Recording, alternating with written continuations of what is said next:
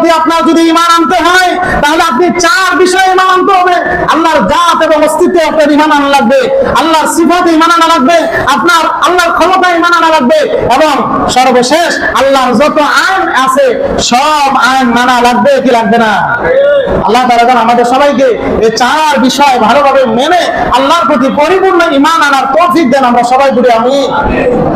যারা আল্লাহর প্রতি ঈমান আনে তাদের কয়েকটা নাম আছে। এক নাম হলো মুমিন, ঈমানদার। আল্লাহর প্রতি যারা ঈমান আনবে তাদের একটা নাম হলো তারা ঈমানদার। দুই নাম্বার হলো তারা মুসলিম বা মুসলমান, মুসলিম অথবা মুসলমান। তিন নাম্বার নাম হলো তারা হলেন মুহসিন, মানে সৎ কর্মপরায়ণ। চার নাম্বার নাম হলো তারা হলো মুরসাল। আল্লাহ তাআলা কোরআনুল কারীমে যারা ঈমানদার তাদেরকে মুমিন বলেছেন, মুহসিন বলেছেন, মুসলিম বলেছেন এবং তাদেরকে মুরসাল বলেছেন। সুতরাং আপনার যদি ঈমান থেকে